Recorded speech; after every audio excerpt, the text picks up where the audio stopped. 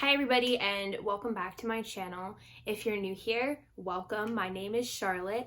I would love it if you could go and subscribe as well as hit that bell to receive notifications whenever I post a new video, which is now Wednesdays and Saturdays, so stay tuned for those. Today I thought we could talk a little bit about my secrets for self-care during quarantine because this is still something that's going on for a lot of people. We're all still being encouraged to stay home and keep each other healthy by doing this. So I think it's really important during this time to not get stuck in a rut. It's really easy to find yourself feeling hopeless or sad or angry with what's going on or even worried about the situation in the world. And that's all totally normal. But with these tips that I have for you today, I hope that you can try to take a step back, see how you're feeling, improve on these emotions, and make your time in quarantine a little bit happier. So my first tip for you guys today is to listen to something calming or happy on any kind of music streaming service. So this could be Spotify, Pandora, Apple Music, whatever your choice of music streaming is. A lot of these apps, I know Spotify in particular is the one that I use most often, but whatever works for you.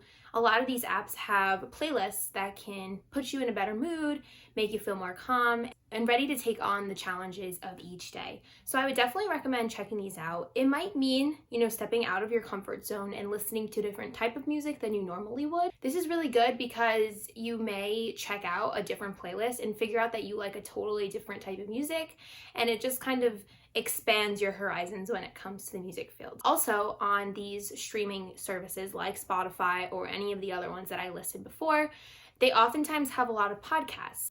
There are a lot of podcasts devoted to self-care and helping your mood and just ways that you can improve and make yourself more positive and your outlook on this entire situation a little bit happier because it's a very worrisome time. It's totally understandable to have upsetting emotions, but just dealing with these and coping with them in different ways, including podcasts, can be really helpful. All right, my second tip is to journal. This is the journal that I've been using. You could journal on anything. It doesn't have to be something fancy. You could just take some paper and write stuff down every night. But I think journaling is so important, especially when you need to take a step back and reflect on your emotions and your thoughts and how you're feeling that day. Sometimes you could do every other night, every couple of nights, but don't let it get to be too long between your journaling times because then you could forget things or whatever. So it's just really important to start developing this into your routine. If it wasn't part of your routine before quarantine, try to start incorporating it now because we have more time, and because now is such an emotional time, it's important to use your journal to process these emotions and see how you're feeling, what's making you feel that way, and try to improve those things that are making you feel maybe a little bit more upset than others. Another thing journaling can be really important for is gratitude. So using your journal as a gratitude journal as well. That's something that I do and I find really helpful for putting me in a better mindset for things, because every day if you write down the things that you're grateful for and a little explanation about why, you will feel happier because you'll see some positives right now. But if you write down the things that are making you happy and you feel lucky for every day, you will feel more positive and you'll be able to look at things with a more positive mindset, which is really important right now when there's so much negativity in the world and there's so many negative things going on. It's important to look at things from a different approach, which you could do in your journal and with a more positive attitude. So I am a huge advocate for journaling. I think if it's not something you already do, you definitely should do, and it could be as creative or not creative as you want. It's totally up to you. Just like with planning, it's whatever you think you want to get out of journaling, but I highly recommend using it for writing down your emotions and thoughts and what happened during each day, so that later on you could also flip through and reflect on what you've written previously and how you've changed over time. My third tip is to exercise. This is a tip that I included in my how to stay productive during quarantine video, which I'll link here. And it is a tip that I believe is so important for mental health and for self-care. So I'm just going to talk about the science behind it a little bit.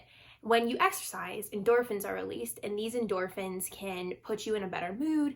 They can make you feel more happy and more energized and ready to do things during the day. So just getting out there and doing some kind of exercise, whether it be a walk, a run, a bike ride, doing an at-home workout. There's a lot of these right now on YouTube for free. You don't have to buy any particular plan. These are all really good for just getting your spirits up, making you feel happier, as well as keeping you healthy in this time because, we're not able to go to the gym. Most of them aren't even open.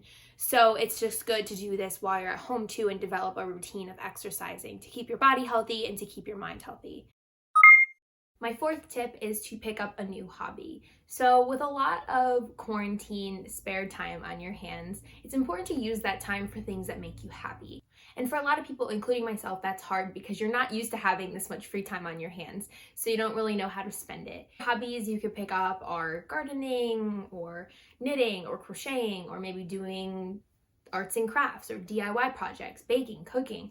Honestly, the opportunities are endless. So just find something that maybe you've always wanted to do and haven't had time for and try to express yourself through this in a positive way because this will make you happier. You'll be more excited for each day and it will be harder to fall into a rut because you're doing something that really makes you happy and improves your mood.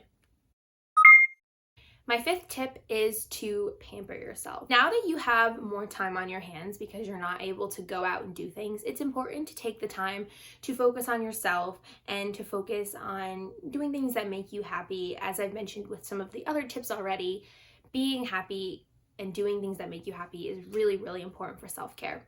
So when I say pamper yourself, it could be anything from taking a bath and using essential oils or a bath bomb or something like that, to painting your nails. I've been painting my nails a lot more during quarantine, so they're not usually this bright blue, but I decided to switch it up a little bit and try something new. But painting your nails can make you feel more confident.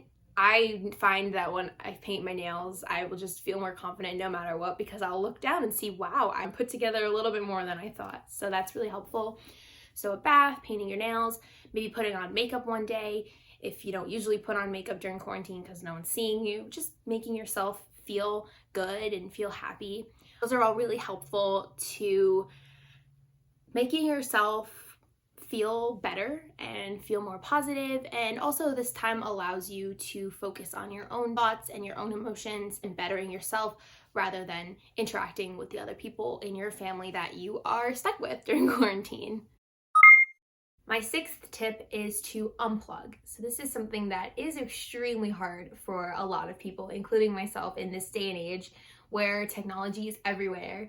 And especially because during quarantine, there are lots of online conference calls or classes you have to watch. Honestly, work and school is now fully online. So it is harder than ever to escape from technology. But I still think it's really important to take some time each day, whether it be half an hour or an hour, to try to turn off all your devices and focus on yourself and doing something without a screen. First of all, your eyes will thank you because I don't know about you guys, but when I look at screens for too long, I get nasty headaches, my eyes get dry, and it's really bad.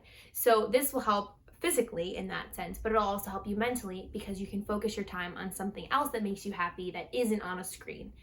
And that could be your new hobby.